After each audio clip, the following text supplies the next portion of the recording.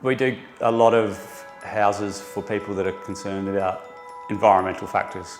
And we're seeing more and more people putting in electric vehicles and battery systems to try and reduce their carbon emissions. We all need to do our part to help with climate change. And by installing a system that's going to last the distance, you're helping that. You're not contributing to landfill with panels that have died.